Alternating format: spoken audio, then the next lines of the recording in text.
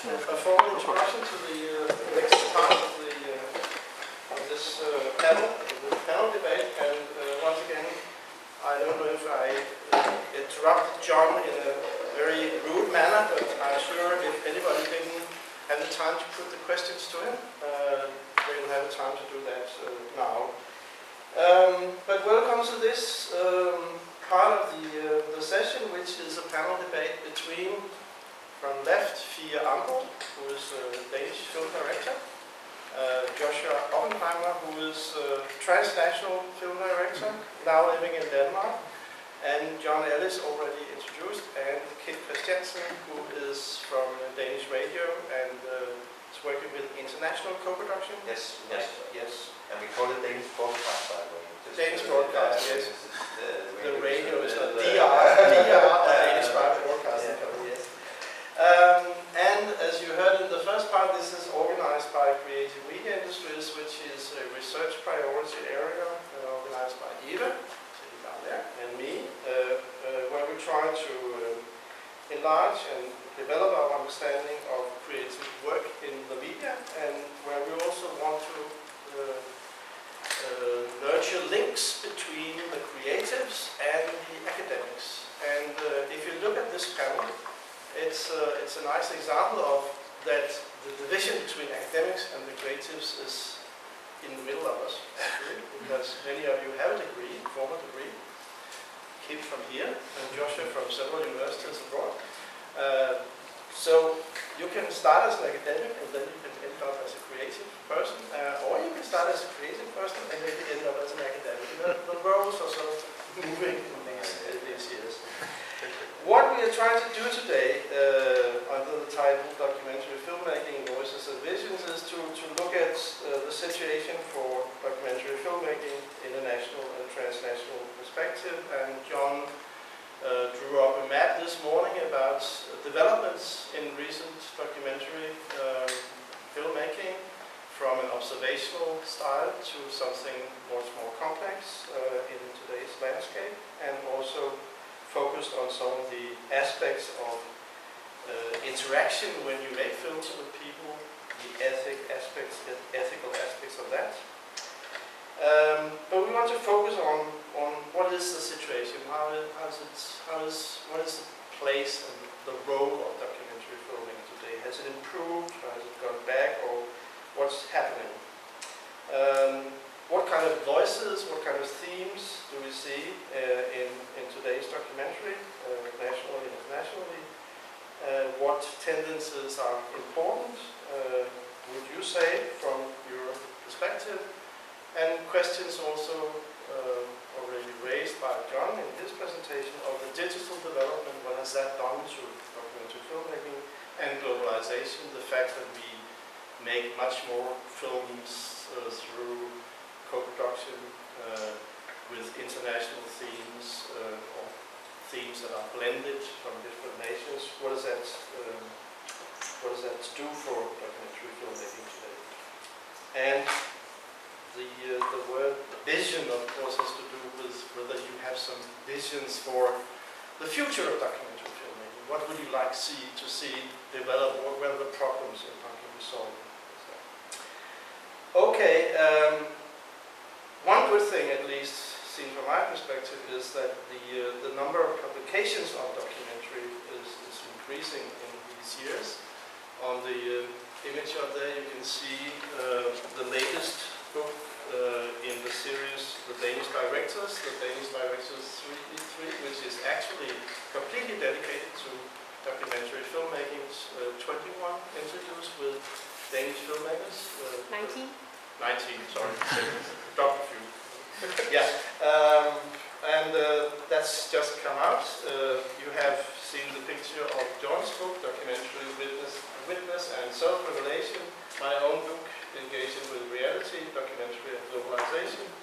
And to underline Josh's double role as an academic, as a creative, he has published, I don't have the book here, I actually own it, but I don't have it here, called Killer Images, about how killing and massacres have been portrayed in contemporary documentary filmmaking. So those are just four books, dealing with contemporary documentary, so there's a good background. Okay, we're going to do this almost like that, but spontaneity is also a good thing, but almost like this. First, I'm going to give the word to the panel for an introductory remark, and I'll do that in alphabetical order, following the last name. So, Fie, you know you will start. And after that introduction, we will have a discussion in the panel, and if a huge crowd was sitting out there, I wouldn't open the floor to that, but I think you can also join in, of course. But we will start with more discussion between the panelists.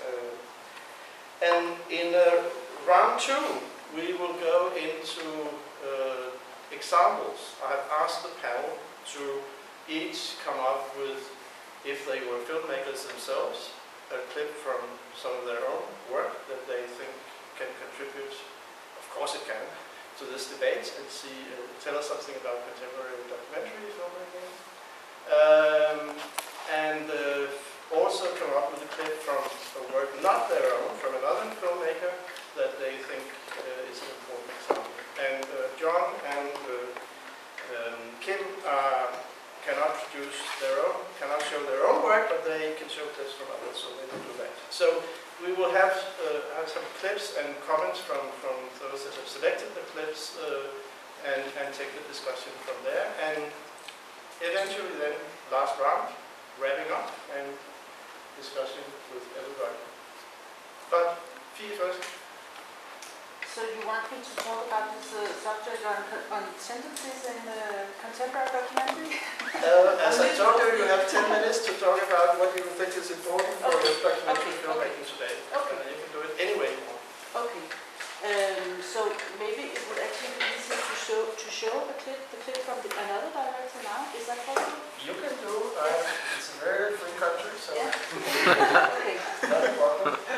Because what I think is a tendency that's getting bigger, and your film is a perfect example of that, is documentaries that are actually stepping into politics, but not politics in a journalistic way, but in a more in a way that only storytelling can do, where you take the audience along on a journey and they experience things with the main characters, and this makes their perspective on a specific situation much more nuanced than it would be if they just got their information from news or from written journalism.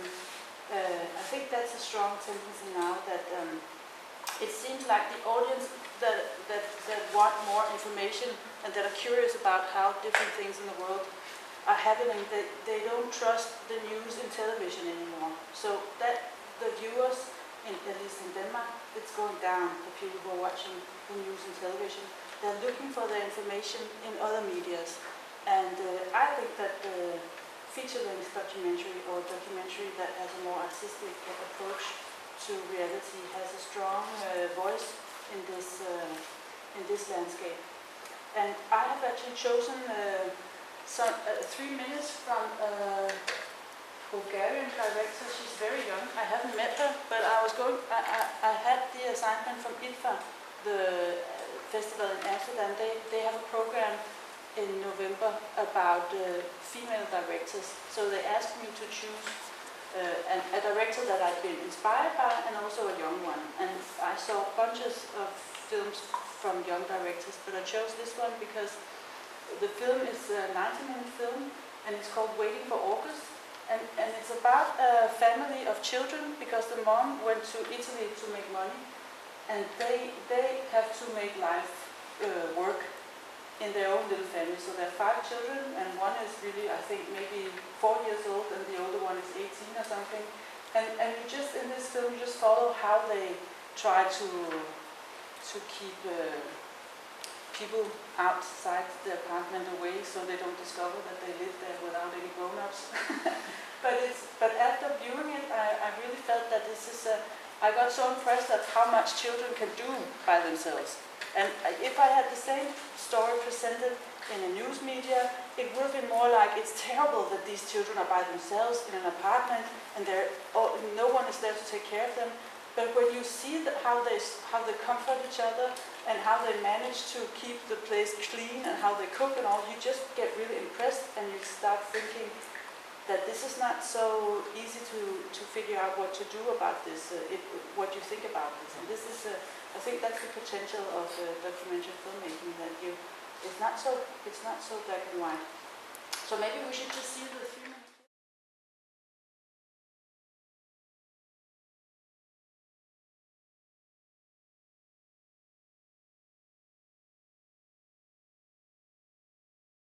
The situation that they can support, the mom can support the kids from Romania, so she has to move to Italy to work there. Oh, and then the mother is, yeah. yes, So yes. she sends them their birthday gifts and money and stuff like that, and then they can just take care of everything. And then she comes home sometime in August, and for them it's just a very long winter. It's wonderful the way she tries to hold everybody, the way you can just feel them all, her trying to hold them together by promising things. Yeah. And so sad, and the kids Yeah. asking for it. And, Oh, that was wonderful. Yeah, I really like it too. And I really think it's a kind of film that sort of, it brings out so many other perspectives on this problem, that you can't support your own family in your own country. So this is, in fact, a film that deals with some of the problems connected with globalization, with migration. But you also talk about storytelling. Yeah. This is an example of storytelling. Yeah, it's also because you follow them from winter to August, and you see how they develop as this little organism that's the family. And it takes time, and it takes time for the director. She has to be there. She's probably been there for years in order to make this film this way. And it's the little breaks. It's how they, in the beginning, how they play. It's how they jump up on the door, and how they play around with the meat cleaver. It's things like that that makes it so true in a way. And it's not told in a way like it's not saying, look at it, it's terrible. It's just sort of offering us the opportunity to see this. So you see this as a strong tendency in that kind of human storytelling showing. Because it's not so tough, it's really a tough political subject, but it's not presented in a tough way. It's presented in a very humane way, and you can sort of, you can identify with the children, and you can identify with the mother. She's really just trying to make ends meet. Interesting, there was an observational film last year that I think won the best, not the last IDFA, but the year before. It won, I think, the best newcomer award. It was a woman, a Dutch and Israeli woman, who made a film about settlers in Hebron. And it was called Soldier on the Roof, and it was sort of a similar visual language and so intimate, but with the set, like living in this settlers family where the kids are being raised to be incredibly hateful. And you're immersed in that world, but it was interesting, the kind of sensitive immersion in the domestic space with the careful framing, which I think in the Anglo-American documentary tradition we tend to ditch. We should. You didn't, yes, Kate did, but you didn't listen to John's introduction where he talked about the changing of the observational format. I don't know if you have any comments to a film you've just seen a clip from, whether that underlines your point that it's a new kind of observational film or what? Well, I think that looked like a pretty straightforward example of observational filmmaking. And it's got, even though it does have big kind of hiatuses between, you don't see the handing over the phone. There's these elliptical cuts. Yes, so it's really marked, the ellipsis. My problem is, I wanted to see the handover moment. I mean, how the mother negotiated the handing of the phone to the next child. It goes with that kind of sense of actually holding things together, actually being in Italy at the end of a third, trying to get to very large How do families. you say goodbye to one child? How do you say goodbye, and how do you get one child, especially the youngest, actually not simply to put the phone down or to hang on to the phone because his mother, after all. Yeah. But my point That's is always the problem with observation. You want everything, but even so, it's quite a long sequence. No, I don't think Yeah. that's a problem with observation. I think that's an insightful, if you were an editor, a film editor, John, that would be an insightful comment about where the tension might lie in that scene, right? Yeah. That's not just about a problem with observation, that's probably a pivot point and an insightful moment. So, But if I were to make this scene, I think that observational is so many things because it might look observational, but you don't know if she asked them to play around with Disney people. Stuff like Exactly. that because she knows that this is the first scene of the film. She wants to present the danger that's potentially there when kids are alone in the house with a weed cleaner. So maybe she asked them to just take that, and we don't know if she might have done that. So all you can say is it doesn't quite feel that way, does it? you don't know. I've done lots we of don't scenes know. like that where I asked never people to could. do that, Yeah. and nobody ever noticed. Nobody ever asked about these specific moments. But isn't it true that even though I think John is right, that the classical observational cinema has had a new development towards a more reflexive kind of film. We would probably call it Jean Rouge here and say it's a more reflexive one, where you see how the film was made, how it's done. And it's still a strong strand in modern documentaries to make human stories like that, to present maybe secret life, something you have never seen before like that in an observational form. That's still a strong tendency. Maybe made a little more visual and narrative sort of intention in it, but still a traditional observation. It's still around there, even though you have the other development as well. I just think that people are not so obsessed with the genre categories more. They use whatever means to tell the story, and it means that they develop in all shapes and forms these days, and it's a brilliant thing. Basically, that you're not obsessed that it has to be Puritan kind of filmmaking, and we cannot touch anything, because we all know that. Maybe that's a point to get you into because you are next in line anyway. So, you work with international co-production and DR2, among other things, which mainly DR2. Well, actually, I work outside the house, which means that I work in a collaboration between our distribution arm and DR2 and all the other kinds of DR and independent producers, and occasionally TV2 actually, if I can help. Mainly if it's an independent production, it's a little complicated and not many people get it. But it comes from. Are you done? Yeah. I'm sorry. We're just Okay.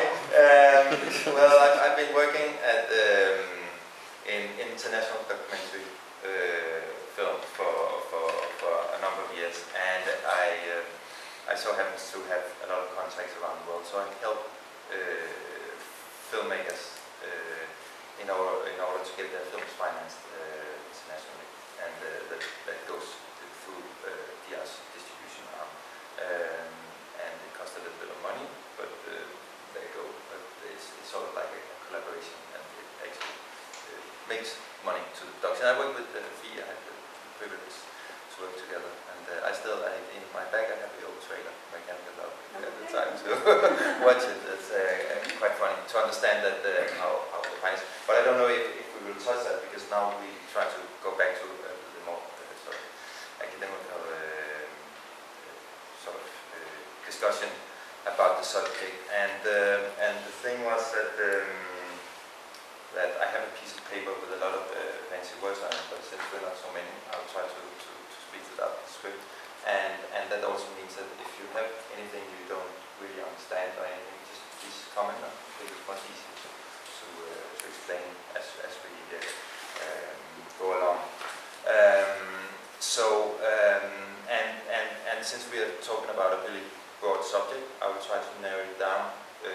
from my perspective, which is the broadcast perspective, and because that the TV stations or the broadcasters are still the major platforms to be seen as many people, and they are still the institutions that bring a substantial amount of money to the films, together with the film funds, of course, but they are sort of not responsible for getting the film seen. And the films that I will talk about, as we are talking sometimes about, John, you were talking about recorded images and sound, and sometimes it's non-fiction film, but it's like the more classic documentary film that would be shown on DR2 Documania.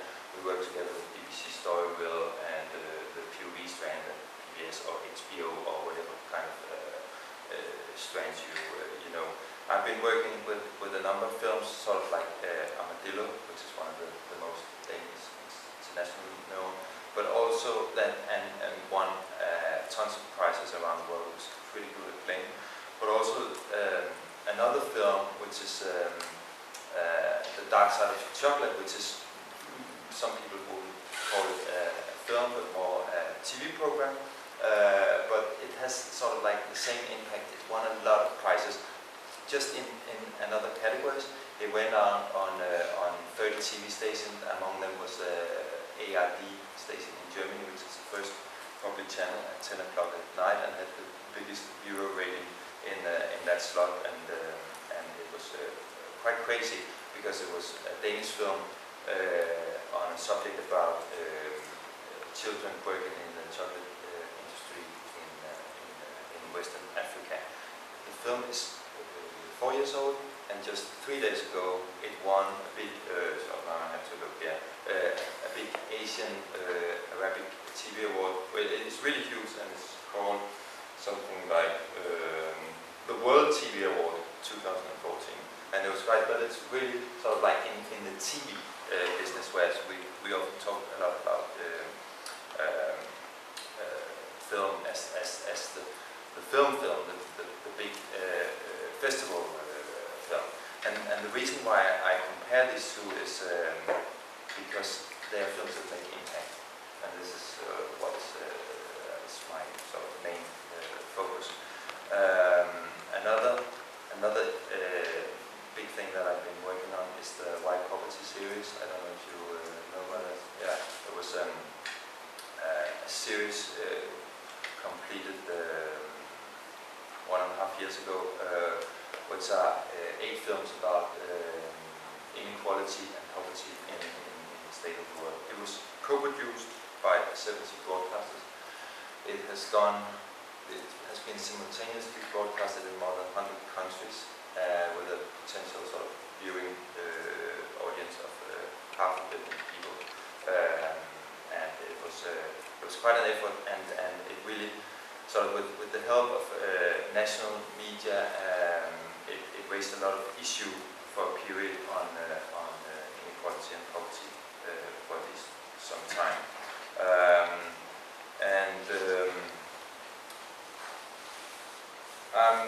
I'm really proud to be working on films that has this artistic success when you go to festivals and we win prizes.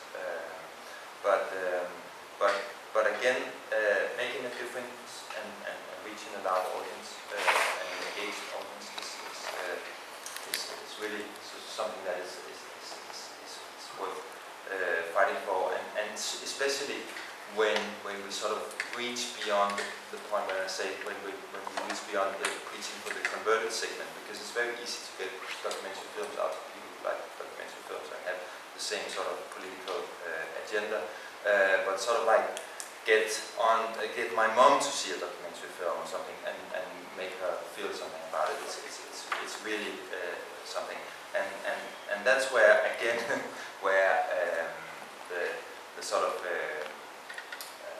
the broadcasters are still the main responsible for carrying these films and sort of put them in the right slots and give them the credit that they need. And also that I don't follow that so closely, but I know from DR's, the Danish broadcast, their own sort of media,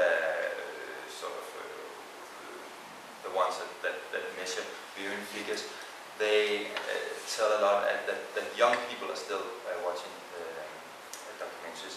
And I recently did 1 year where I was working at CBS Docs, and that's also a place where really all the audience is very young. So there's still hope for the future, I would say, for the documentary film. So looking for the future, the broadcasters they have a huge demand for new issues and sort of, because we have sort of given up that what are people looking for in the future, and it seems like there has to be something new coming up. So living in a world where there's a conflict in a new part of the world each week almost, it's not so complicated, and I've been involved in films addressing issues in Afghanistan, the Balkans, North Korea, Middle East, Russia, and so forth. So this will not sort of we will not run out of issues, at least for a period.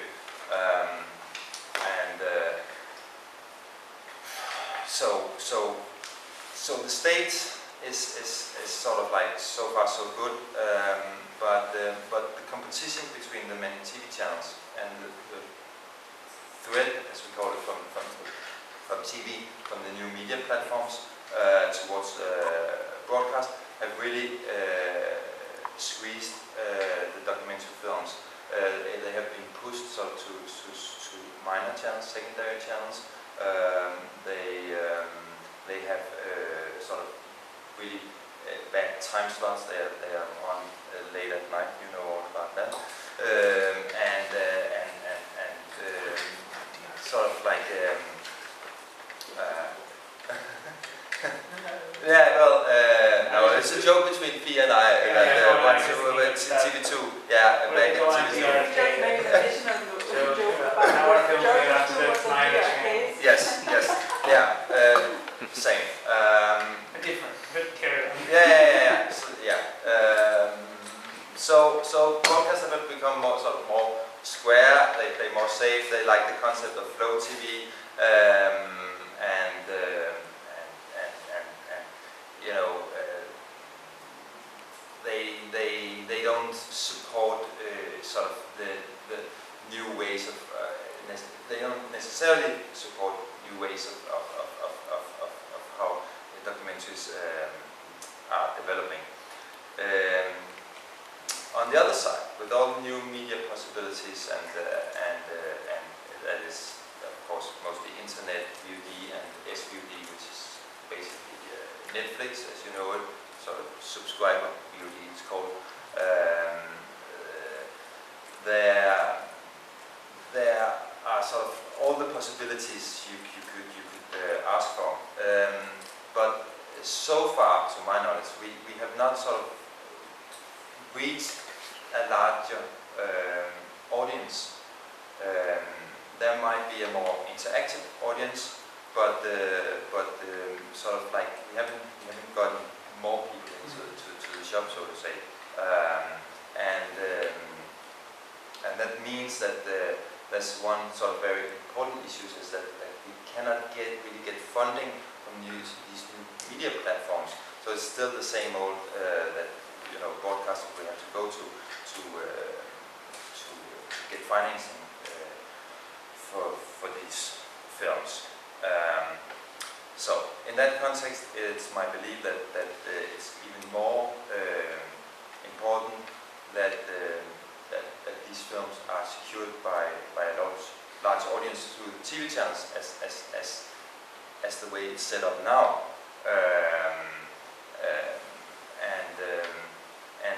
And somehow broadcasters are more and more sort of in some kind of mess of how they should look for the future. They should, for one, be someone who stands for an independent media that maintain secure free press and freedom of speech, which I mean we take all for granted, but I mean you don't have to go far from here before it's a complete different scene. On the other side, I would also like an emerging revolution coming from the new media, lifting documentary film to new heights. But that's not really what I see as at the moment, unfortunately, because I really would like to be proved wrong. But I mean, a lot of people, both sort of like sort of people who fight for it and commercial, work on these new media, and it's possible these days to get your film partly crowdfunded and funded some other places, and with a campaign you could be heard and you could be picked up by someone like Netflix, and so it's potentially that could be done, even though it's not very likely. I try to deal with Netflix myself. They are tough bastards. They want a film that's won the Academy Award, then more or less, and yeah, but it's they are really in it for the money when it comes to that.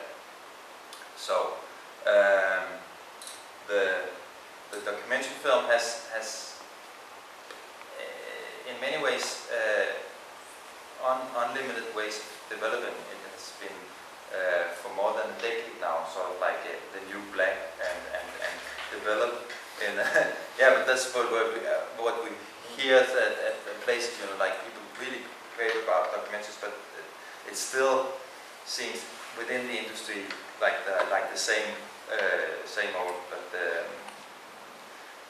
but it has as genre developed far beyond imagination in style and narratives, and much further developed than fiction film develops itself. So I really sort of hail the artistic voice in the documentary film, but I also, these examples I gave, I will really defend the social and political issue film as the most important film for our future reference.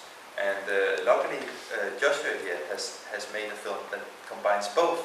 So it's actually possible, even though they don't come often. But yeah, but look out for these future films. And, yeah. Okay. Good. Yeah, but Joyce, Yeah, sure. So you mentioned that audiences are not growing, but the hope, the biggest platform or the biggest platform for audiences is public service broadcasting. But public service broadcasting is under some kind of pressure, I guess, from ratings, which leads these films to be put in bad slots or the smaller channels.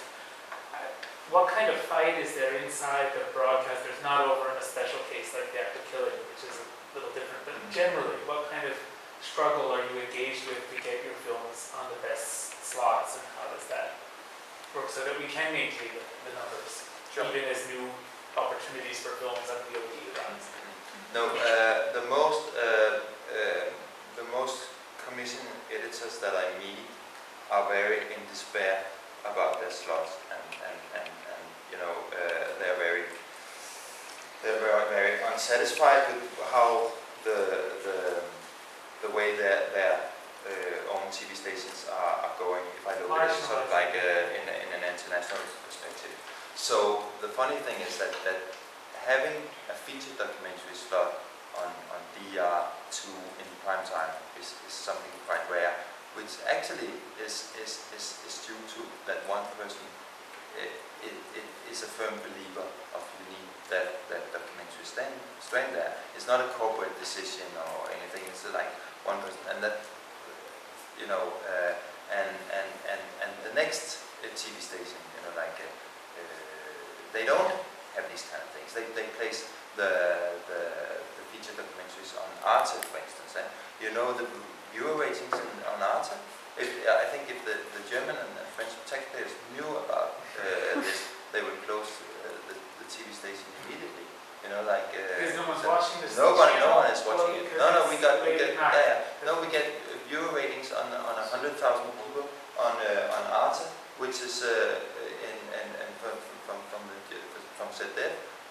to have 19 million people. It's like, and they put in, you know, 50, a lot of money into the films.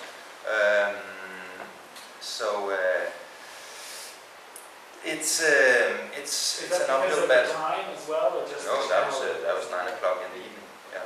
But maybe Joshua, you could give us a little story or find out there from your perspective. I mean, this Indonesian project has been running for how much?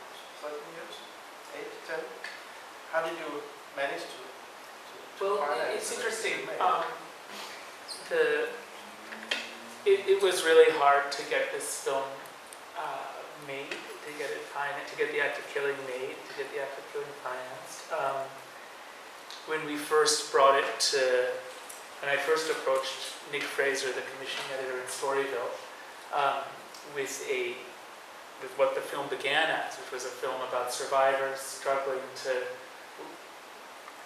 to express their experience of living surrounded by perpetrators who are still in power, and consequently with the fear that the perpetrators could do this to them again at any time.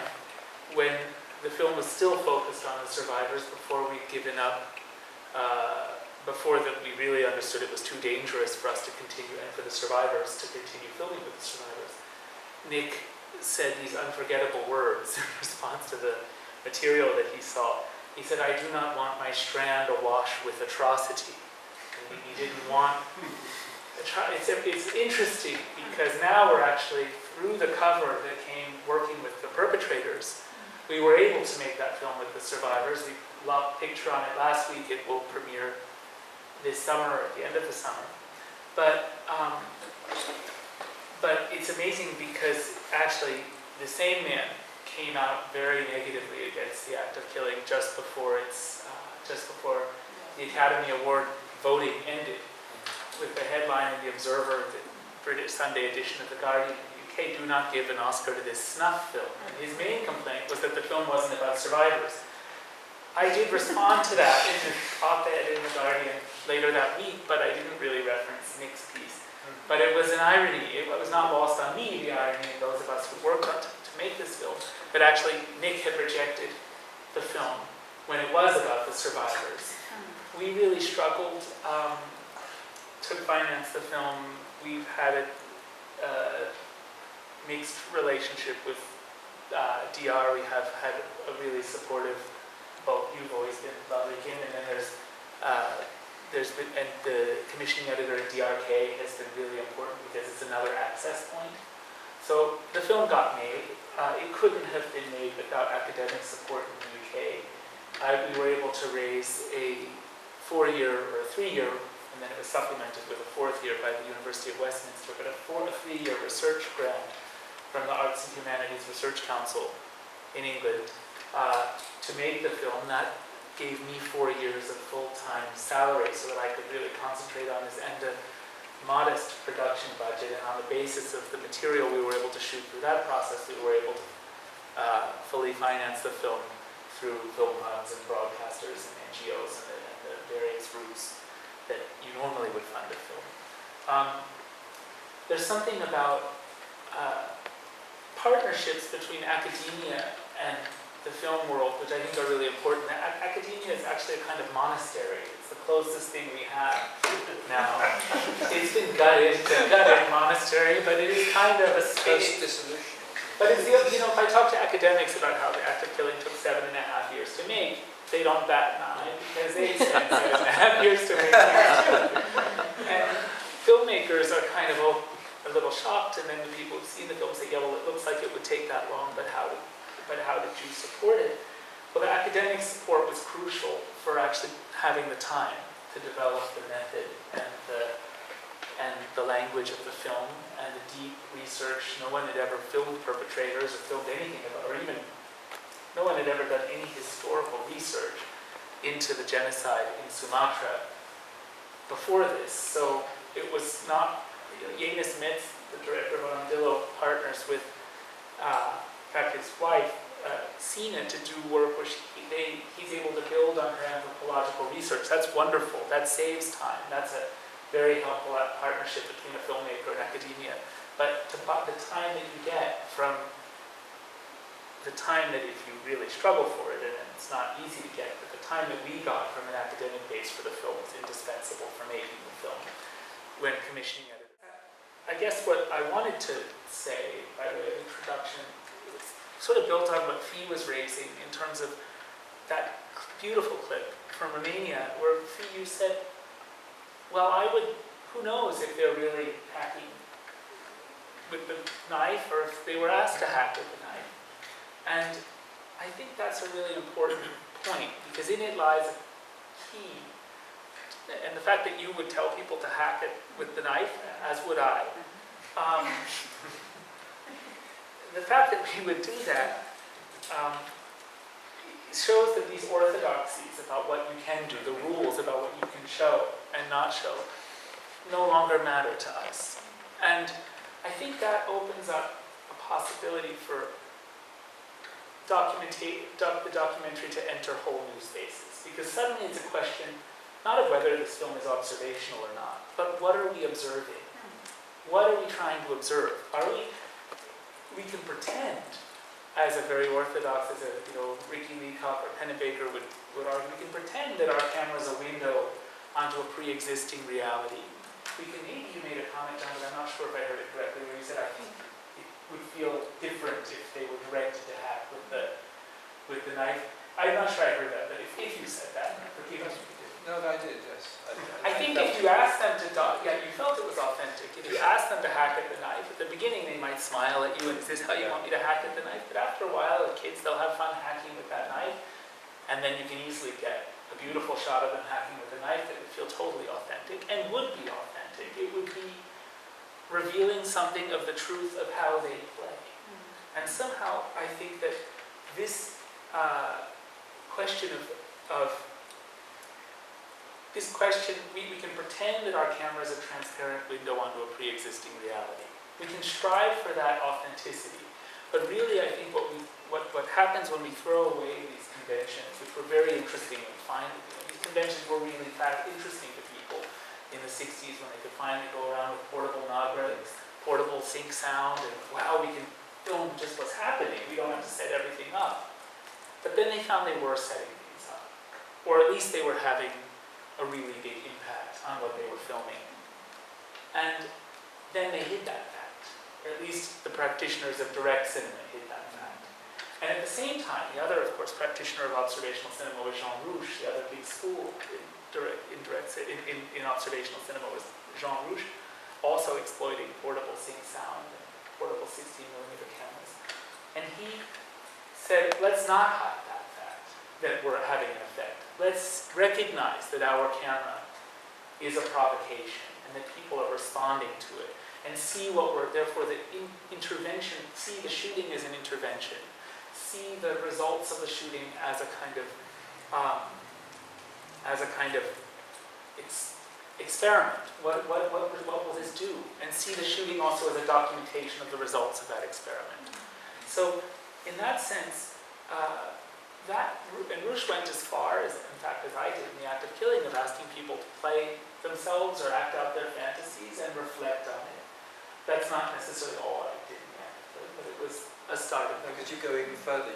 You're dealing with people who are interested in the act of reconstruction. Well, absolutely. And that's why it's really powerful. Maybe we can come to that, but I think that, in a sense, whenever you film I guess what I wanted to say was that whenever you film anybody, they start acting, they start performing, they start staging themselves. They start acting out the fantasies that they wish they lived up to. They start acting out the stories that they hold of themselves, the lies they tell themselves to make meaning of their otherwise chaotic and maybe meaningless lives. They start papering over the abyss with rhetoric and boasting. They start playing and having fun. And in a sense, if you recognize that that's what anyone does when you film it. If I spend the day filming it, the big event in Ib's day, I assure you, will not be being Professor It. It will be being filmed by me. And it will start acting and playing himself. And I think that in that sense, the non-fiction camera in its state of nature, if you like, and I'm speaking to a very British philosophical tradition about states of nature. I'm steeped in it, Locke and Hobbes, Adam Smith, and it's probably all bullshit. But I think what I'm trying to say about the camera, at least to me, doesn't feel like bullshit. The camera in its state of nature is a prism for making visible the fictions that constitute our factual reality. And we can either forego that opportunity because we're charmed with the fact that we actually have portable sound and cameras and we can film whatever's happening. Or we can actually take advantage of that opportunity. And I see filmmakers more and more trying to take advantage of that. I see the clip you showed us doing that. I see the work by you that I've really admired doing that. I see you playing with doubleness in Mechanical Love, where you have these shots of a person, you feel it's a person, but it's a robot, and it's asking what is the surface that we present to a film. I see it in the work of Michael Bralaker, who we just lost, but it's a real loss. I see it in the work of Ulrich Seidel in the brilliant film of last year, why am I thinking of the name? The Machine Which Makes Everything Disappear, in which you have people explicitly acting out their fantasy. And these are not films that depart from the observational tradition. These are observational films these are observing something more. In fact, these are genuine observational films, because when you simulate a reality with the people you're filming, in which you pretend that you're not really present, you're actually creating a fake observational film, in a way. Here, these are real observational films. They may be observing how the people imagine themselves. And that doesn't mean everything. So when you talk about my film, I think we're still falling back with the act of killing. We're still falling back into a rhetoric, into these old rules. If we say, what's unique about my film is it's transparent. Why is it transparent? If you've seen the long version of the film, did I ask Anwar to butcher the teddy bear? In the horrible scene towards the end where he butchers the teddy bear, it doesn't look like I did. It looks like it starts as a game. Just as the knife scene looks like it starts as a game, the scene we saw earlier. That doesn't matter. What matters is, did I ask them there's a scene in the film where Anwar and his two grandchildren are looking at some ducklings, and one of them says the duck's wing is cut. I'm not saying I staged that. But what if I asked them to talk about the duck? Because I'd heard that the kid had hurt the duck's leg. Would that make it less authentic? I don't think so. And it's going, of course, Werner Herzog was an inspiration here when he said we should stop worrying about the accountant's truth and start looking at the immanent truth. I can't bring myself, because I haven't his Bavarian accent, to say the transcendent truth, but there I said it. But we should look at a deeper truth in a situation. And we as filmmakers, we're not reporters. And our job is not to go out and just film whatever it is there in front of our camera, but to try and interpret it. And the editing is not, I think, a record of what happened on the shoot. It is an interpretation of layers of meaning in the material, which is always performative, and we can either hide that with the myth of being a fly on the wall. What is it when we say a film's a fly on the wall observational documentary? It's a fiction, it's a lie that we tell the audience so that the audience can suspend their disbelief and appreciate the fiction as they need to, and that's totally legitimate. I create in the contract with the audience in the act of killing, I create the sense that the scene where they're looking at the ducks is a fly-on-the-wall scene, just observed. And whether it is or isn't doesn't matter, that's what I'm saying. But what allowed the film to be what it is the kind of throwing off of this methodological orthodoxy to say, let's really ask let's take our ethical responsibility when we film very, very seriously and say, what are the most important questions that we confront when we film? In any situation, I was filming boastful perpetrators of genocide. The question of why are they boasting, for whom are they boasting, how do they want to be seen, and how do they really see themselves? Those were the most important questions. So I had no choice, ethically, but to make a film about how these men imagine themselves, how this whole regime has written and has projected a lie in the form of a victor's history and imposed it on the society. And that was not because I had this great idea about reenactment, it was because I was unencumbered by orthodoxy, and I tried to take my ethical responsibility of asking and addressing the most important questions in the issue I was interested in seriously. Okay, John, that ties well into some of the things you've dealt with, interaction and ethics and other things. So maybe you can finally come back again. I kind of feel as though I said that. I mean, what I'll say is it depends what you mean by documentary. But I think it's important to say, what you're discussing here is the single film, and probably the film that takes, for whatever reason, always a good reason, a long time to make, and is only possible if you take a long time over it. But I think, and that presents how many difficulties for television. First of all, it presents difficulty as a single project and not part of the series. And secondly, it's far too expensive for any broadcaster, even if it were fiction. But it's not fiction. Okay, so therefore, there's no script, and the ending is profoundly uncertain. So it's an impossibility to television in terms of production, but it's also difficulty, if not an impossibility, for television in terms of showing it. But that doesn't mean that documentary is finished on television. There's a lot of documentary on television. It takes place, it's an ordinary documentary, different from reality TV. It's precisely projects which are in that kind of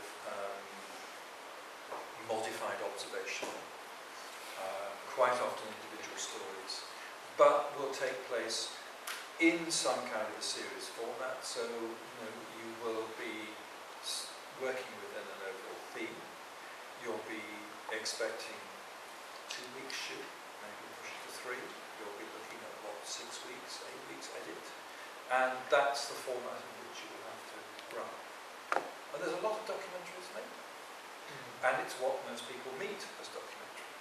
And when it's strong, it actually squeezes the space for other things, because there's only so much reality as you can take, as somebody once said. But there's also other things which are bigger budget and are really big audience things. The latest, which are pushed quite often by technology. The latest in the UK is what we call rig documentary productions, and this is where you take an institution like a school or a hospital and you install a large number, like 40 or 50 automatic cameras, and you simply harvest the material and then find the stories after they've happened. And that's been done very successfully in schools in the UK, and is being done now in hospitals. What kind of formats? The formats is something like, there was Educating Essex, Educating Yorkshire, big series on Channel 4. Now there's One Born Every Minute, which is an maternity hospital, oddly enough, and 24 Hours in A&E. So it's really classic kind of human interest stories of different kinds, but given a new kind of turn by having the material done by automatic observational cameras and requiring very large resources.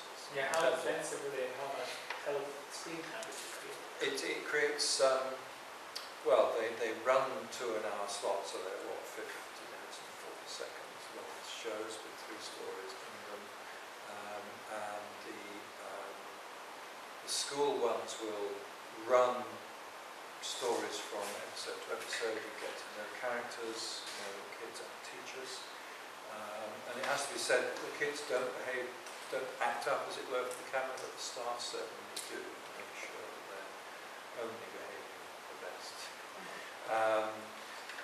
Nonetheless, you're getting something there. So there's that kind of television going on, and everything else finds it much more difficult. And so people are now, this is the other side of the story in a way, are looking for new venues which bring new funding, because it's really difficult in the UK to make feature-length documentaries.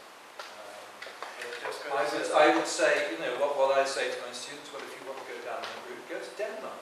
These guys have got real money, they've got real respect for this kind of work. But here, you know, it's Nick Fraser and the Void, isn't it? And quite often both, as you found. There really isn't, you know, that money for the feature-length documentary, for the long lead time project and so on. It's very interesting. Is that just a Scandinavian tradition? Because we have the film department, film institutions. Yes, it is. There is public funding, which is not broadcast. Well, it's in France and Austria. And Poland actually has a I mean, Glaber wants to go to Denmark. It's simply that simply no longer exists in the UK, and so it makes it a very different environment. So what people are finding is that actually, if you reinvent yourself as an artist and you work in the gallery tradition, then you can really make some really interesting experimental documentary. But then there are examples like Frank Armstrong's The 82, which is made in crowdsourcing. Yes, well, there's no independent. It's crowdsourced. Crowdsourcing. So that you can do crowd. I mean, this is it. New venues of various sorts. There's the whole kind of YouTube venue, which is if you want to make a film based on an argument. I know, that also gets lumped in a documentary that shouldn't be. Then if you can do it in 9 or 10 minutes, then you've got a really good place to go, and a lot of people are doing that. So this kind of sense in which the kind of impulsion to make documentaries is really finding itself in very new venues, which come with different kind of models of funding.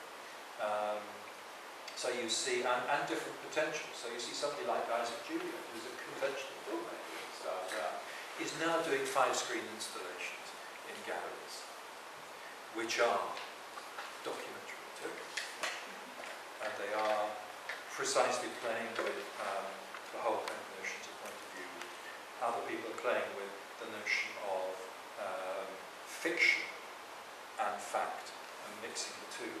And we have the situation just announced this morning, the major annual prize for modern artworks, the Turner Prize in the UK.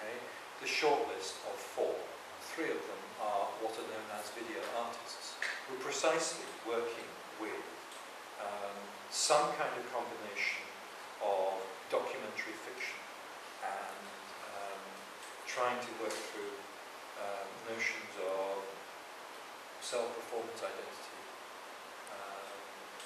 and working with archival material and so on. So it's at a pretty tremendous cost. Yeah. In the sense lack of audience, Yes. first of all, in the rarefication of where the films, who's seeing the films, where they're distributed, and in the fact that, above all, for most practitioners, the lack of linear time, beginning, middle, and end, which means you can no longer, which essentially is not to tell authors, novelists, or whatever, okay, we're going to replace novels with choose your own adventure or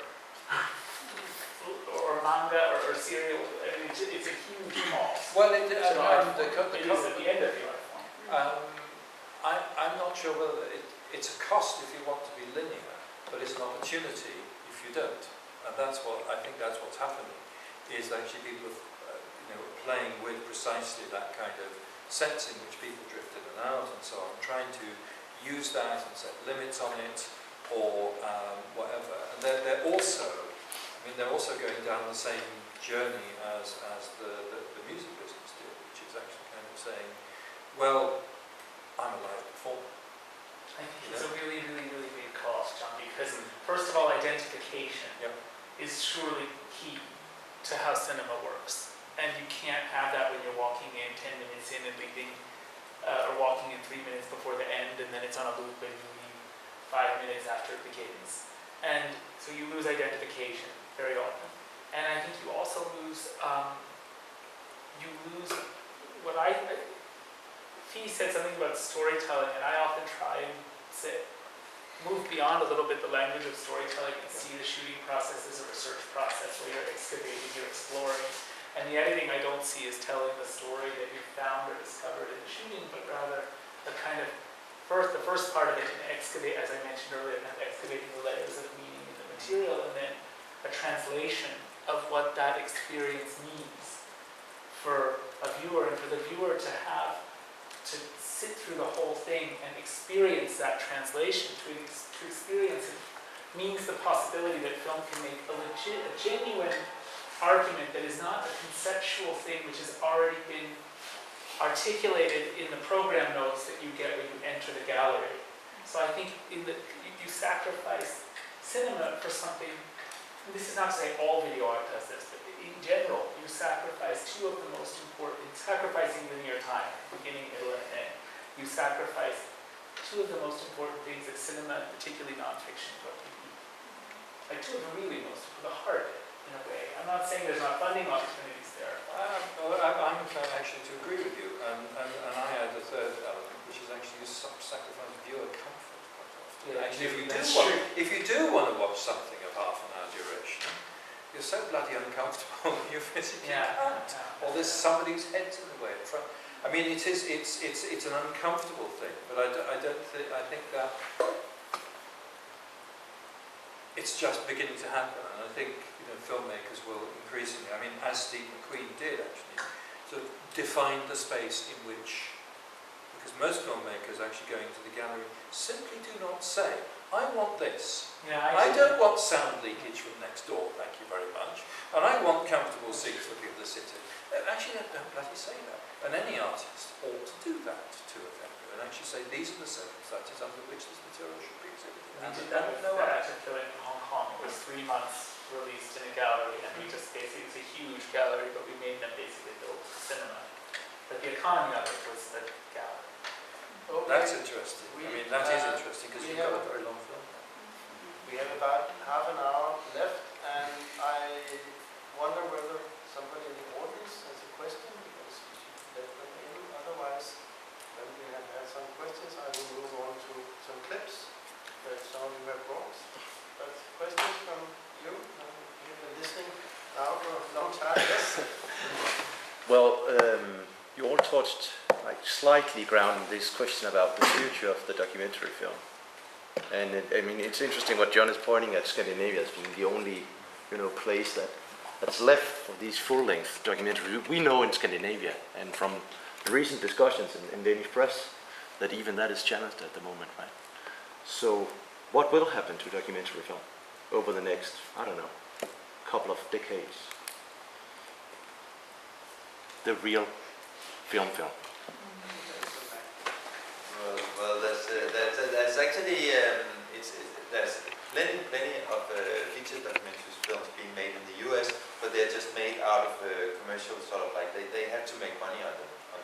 But we don't have they make money in the cinemas, but we cannot do that in Denmark. We don't have an audience for making a feature documentary that can earn its money in the cinema. You don't have the scale audience, you're not fishing in a pond of 450 million people. True. And even a very tiny percentage of the North American public goes to the cinema and make tons of money over there. But they're not really interested in foreign language films, so it's not so well. I mean, the active film did pretty well, being a challenging film, but not that. I mean, no, but commercially, still, in the box office. Box office, it was worth putting up in theaters if you look at the money-wise only. And like you said, we don't really have a digital economy yet, right? The DVD is done. Nothing is coming instead, so that's a big problem, because that would be a potential future, for instance, if we made a European digital platform where we could actually sell those things or stream them or whatever, but will that happen? I doubt it. Well, Netflix has put a substantial amount in very few films, like $1 million into a single film. Whether that films perform well enough on Netflix that they would go and do that again, that's still a question that we don't know the answer of so far. I'm not so sure, because I have seen, you know, new initiatives investing in documentaries, and when they found out that they were not recouping any money, they withdraw, leaving yet again film funds and broadcasters. You know, so yeah, I'm sorry not to be more optimistic. The future is dark. No, it doesn't have to be dark. It's just like there's no, you know, like we've been waiting around for more than a decade for new things to happen, and they didn't really. I mean, the opportunities are there, but you know, yeah.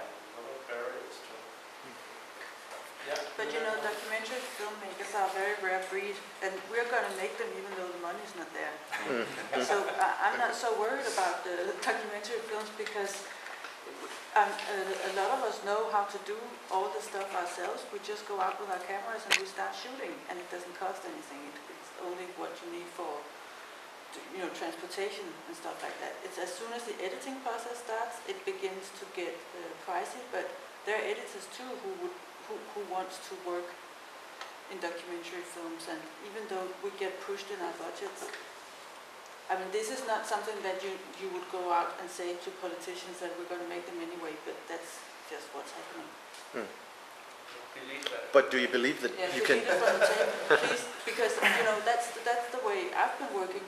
Is that then you just try and get a bunch of people together who are passionate about this, and of course you can't work that way all the time. You have to make sometimes you have to make projects that have money. But Fie, how much of the film is shot usually for you in you're working, for example, in Danish documentary, if you can say this?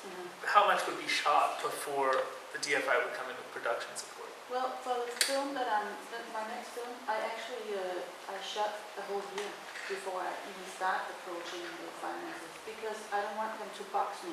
Before I even start talking about this, I need to know what the film is about, because otherwise I'm just going to repeat, you know, don't even get me started on the hatred of all this, because that's a whole seminar on its own. But I really think that the distribution system is really making people stupid, because they believe that the audience are stupid. So you have to bypass this whole financial system, and I think it's brilliant that the EMEA has supported you, and I'm absolutely sure that your film would never be made with money coming from broadcasters or from distributors who want to make money, because then they just want you to make something that they've seen before, because otherwise they can sell the bloody thing. And that's our job, is trying to go, you know, bypass, to lie under the radar, and then we can work. But we can't challenge this genre, and we can't make new experiments from money that's sort of tied to slots and audiences that you need to reach, even though it's a public broadcasting station. They're obsessed with the audience. It's not something that we make. Could you expand a little more on your new film, and then we can show a clip from it? Yeah. Yeah. This film is shot on a biodynamic farm in northern Zealand, and I went there, like I said before, I went there for a whole year because I knew that there was something going on there, but I didn't know exactly what it was.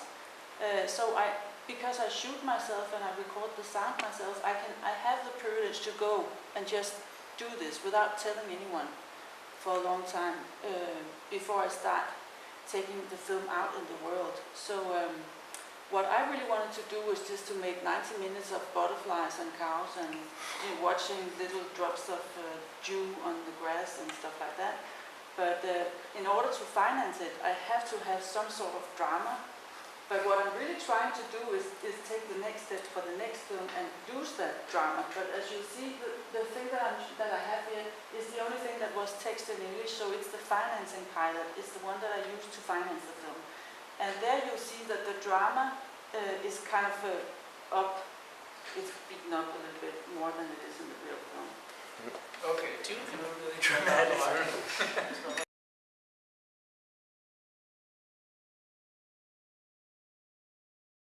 That focuses on this kind of conflict. But So how did you get financed in the end, and did that influence the final version of the film? well,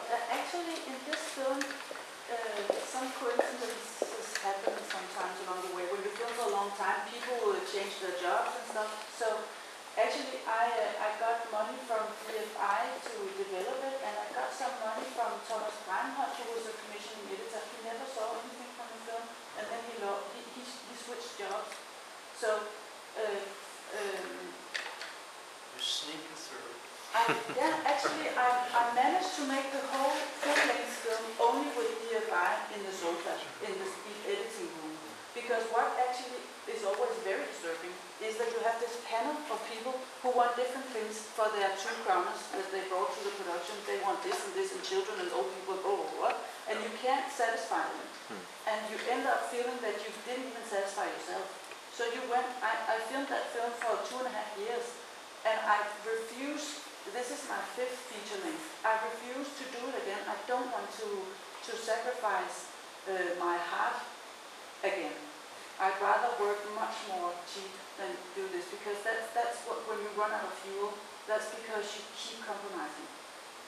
So actually, I managed to get it under a lot of radars, and then I showed it to DR, and they want me to take all the stuff out that I love the most. So I'm very happy that they're not showing the full version. They're not showing the 1980 version. That's my child.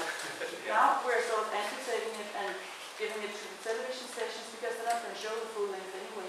And they want all the things out that are strange. You know, the light from Mars on the straw. And so that's what they don't want, because the viewers don't understand it. And I'm like, yes, I do think they do, but I don't think they do understand it. And that's the discussion that I They don't don't want to understand if they're patronizing. Exactly, it's so patronizing. No, no, but that was what I was referring to with the Fies other film, Mechanical Love, when we were doing it together at TV2, and we didn't have a commission editor overseeing the film, and eventually, when it ended up at that table, they, you know, I don't know what they thought about it, but they aired it at 3 o'clock in the evening, at night. Yeah. That was it, yeah. And it's, I So think, that honestly, was, you know, like... one of the 3 or 4 best films of the last 20 years. So it's like, really, that's a crime. No, I think so. I didn't say that when I first made it. I love that. Yeah. So you're in a position where you either you go with what they tell you to do and then try to get a better slot, or you refrain from that and then they put it on DRK or at 3 o'clock in the night. That's DRK is good. You had a question, Hans? Yeah, I guess from what you said, it seems like what goes on television is very, very streamlined, and your sort of solution is to cut the system, at least in the production phase. Yeah. And I've been co-directing a film in the Philippines with that. Also, it ended out like an 8-screen installation, basically. So that's sort of how we, sort of that way that you guys talked about. And I guess what I'm trying to ask is if we are part of the system that also creates this inequality in the world. I guess maybe most referring to your film.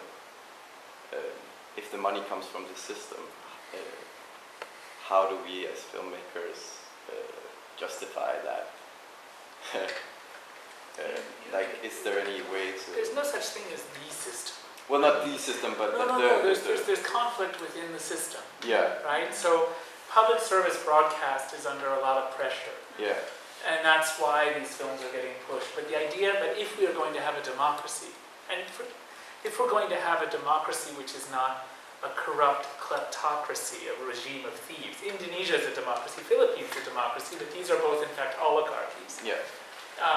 And criminal democracies. So you can have democracy and you can have no public service broadcasting, but if we're going to have any pressure from below, economically, from people who are poor, who are exploited, who are marginalized, then we need public service broadcasting. So it doesn't mean we need to, as public service broadcasting becomes more and more constrained, they may no longer be good partners for us as filmmakers. And that's sort of what he's talking about.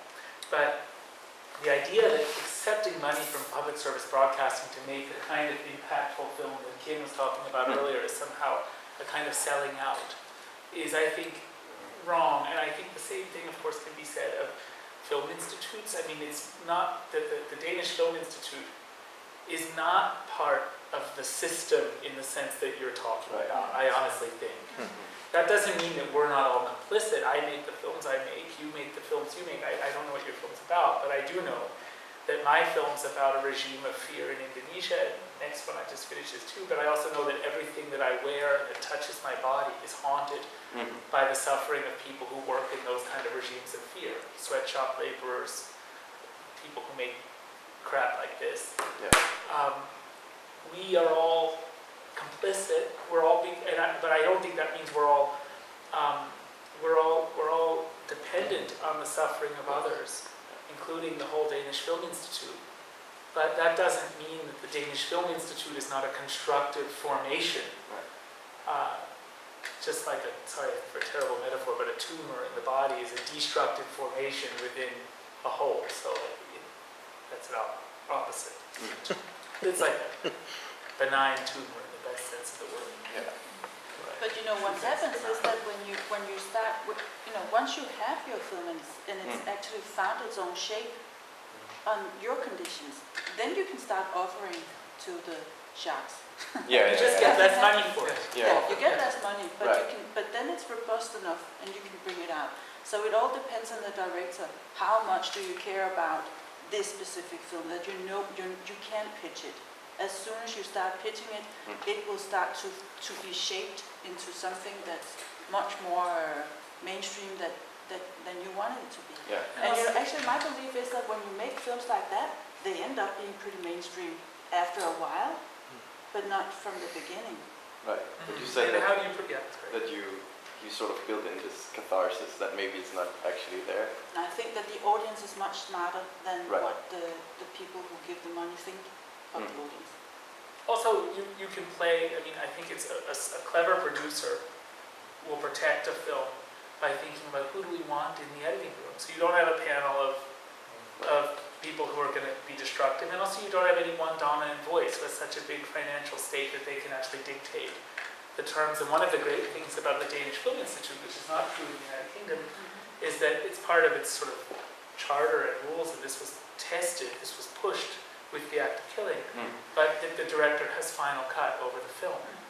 And that's something that doesn't exist in the UK, it's certainly not in the United States. But I mean, that's really important because with public money, and this is why you get all this stuff at the beginning.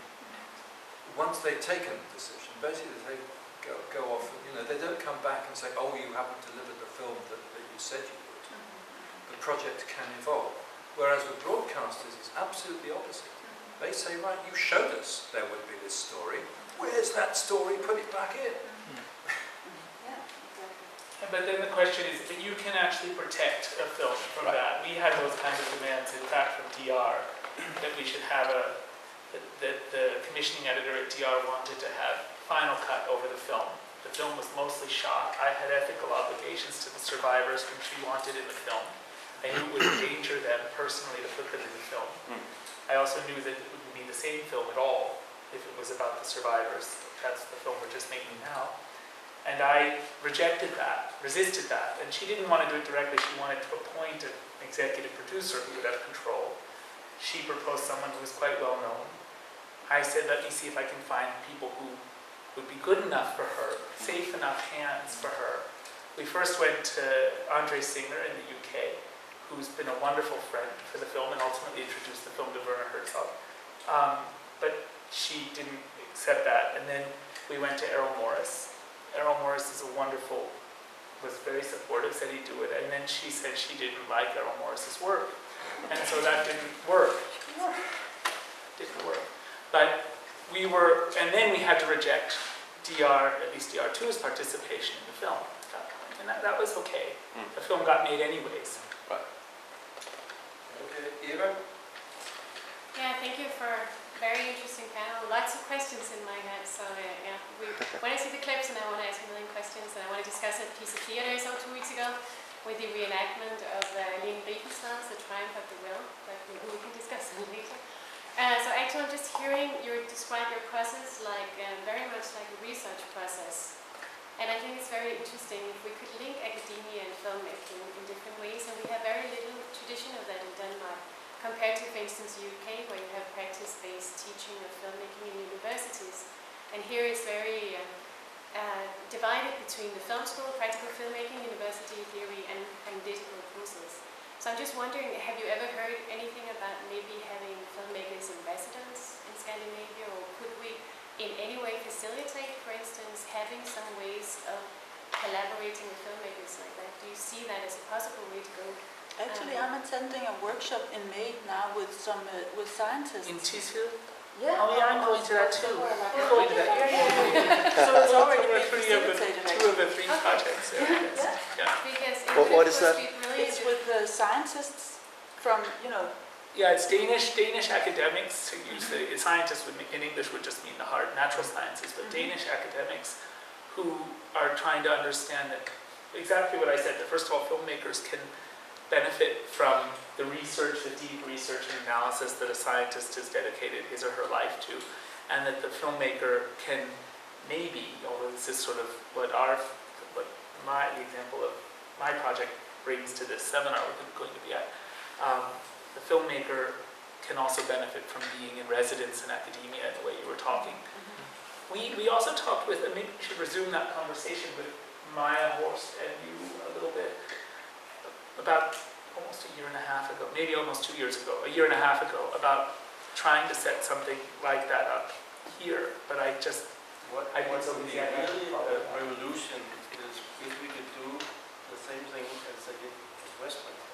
Actually give you a research grant to make something that would be, it could be a book, both a book, it's a research result, but it could also be a film. That kind of tradition is completely out of. but that's one of the main, I think that's our that main, could be a great. that's our main goal at this seminar in Northern Zealand, because we're trying to show that film, or one of the things I think we should try and show, and I had a meeting with the TFI about our part of this seminar the other day, that we should try and show that film can be a form of knowledge, that it's an embodied knowledge, a holistic form of knowledge. And just to tie it to what John was saying earlier, of course the film, the move into the art gallery is one thing that happened in the UK, but I actually think a practice-based route opened up because people sought sanctuary in academia. Filmmakers went into academia because they couldn't support themselves otherwise, and then there was enough of a critical mass that people recognized the research value of film. Yeah, it's still on the edge, that, because part of the problem is that the way that our research money gets audited means that every 5 years people have to present 4 items of research if they're a full-time staff. And actually, in that context of teaching as well, producing 4 documentaries in 5 years, no, you'll have produced 1. Yeah, but the act of killing, for example, because I'm part of that research assessment in the UK now, the act of killing was counted as a double output, so it was 2 right there. And that you have to apply for, but the research council, I guess. And the other 2 things? But then there was that book that was exactly, Okay, and yes. then there was an exhibition we did at the Data Show Institute after the act of killing. Is it? All this money comes with its particular demands. That's all my point. And actually, the really creative part of being a documentary filmmaker is knowing how to fulfil all these demands and still get out of it something that you're proud of. The problem is that filmmaking is scarce, right? It's difficult. Funding for research is scarce, so we had to. Yeah, it's hard. We have to break together. It's really difficult. I mean, 8% of the research applications at the European level get funded. European research. So it's very few. It's But in really many hard. ways, the spirit of documentary film is so close to science. Yeah. And the methods and the curiosity and turning the next stone and And many of your films are linked with yeah, science. yeah. So So that's, I think that the understanding is right there. you're just lacking the mechanisms Yeah, and yeah. ways to do it. Yeah. So, but I'm not We should sure think our about that. Minister of Research will listen to telling us. Right? Idea? Oh, yes, yeah. I'm talking about all this UK funding. Yeah. Or lack of funding. Or lack of funding. But it strikes me that one of the criteria for funding in the UK now, which is becoming more and more important, is so-called impact.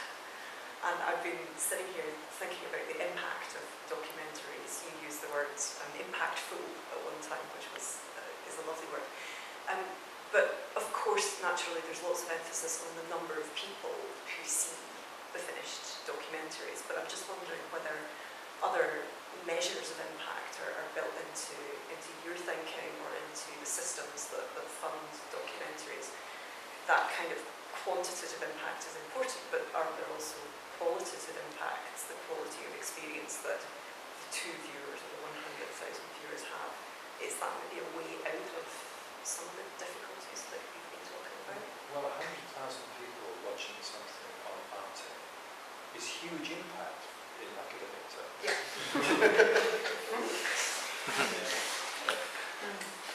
But that's a very good point. Yeah, it's meant to be. Depends on what you measure. Yeah, and it also depends on what kind of development you want to start. Do you want the decision makers to see your film so they start a development, or do you want, the couch potatoes to watch your film? I'm not just put it in a More very popular activism. Yeah, but but it's interesting to see. So the impact out in real life is that bigger that with the right 100,000 people watch your film than the million people who don't want to go out and act. But a lot of films set an agenda without having been seen by 100,000 or 200,000 or 300,000. I mean, active killing has certainly set an agenda and has an influence, and it's circulated. But if you compare it to a Hollywood film and the commercial success, it's not that kind of success, but it is a success. And you talked about two kinds of impact, the sort of artistic crisis, but also the fact that your aunt or grand Yeah. No, but I mean, see it, right? I cannot change the world, Yes, but I you found, can. but I found out that through some of the films that I've been working with, that they actually made an impact, and then makes me really, really proud. More than accepting some kind of award or anything. I mean, that's amazing. And then, I would sacrifice things in the filming or in the artistic world just to reach that level, definitely. I mean, and talking about, quality measurement is really, really, really complicated. It's almost impossible in this way. We work in that they have to measure it directly in some way. But you could say that there are films that it's not the best film in the world, but they made an impact. So so who cares then? And then there can be a kind of peculiar harmony between artistic impact and political impact. Like with the act of killing, by far the most important impact that it made for me has been in Indonesia. And that was something that actually the British Documentary Foundation, BritDoc, has a kind of award for impacts that they do with Puma. It's the shoe manufacturer, the Puma Impact Award. And they nominate, I guess, 5 films a year, if I'm not mistaken. And they do a very sort of comprehensive assessment of the film's impact. And they put a whole dossier together on each film, focusing mostly maybe on political impact, but looking also at to some extent, artistic impact. I think the act of killing, it was really interesting how in Indonesia, the impact began with the artistic impact after the film premiered at Toronto and Telluride. That led the Indonesian media to wake up and say, we need to see this film. And then we held screenings for the right people, very small screenings, the National Human Rights Commission in Indonesia, but for Indonesia's leading news publishers and news editors, celebrities, filmmakers, academics, human rights activists, and then everybody who saw it said everyone needs to see this film.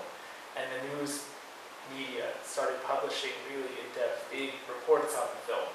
breaking the silence in the mainstream media about the genocide for the first time. And that wouldn't have happened without the artistic success in Telluride in Toronto, because there wasn't a democratic public service broadcaster. Even if I made a fantastic sort of, if I made a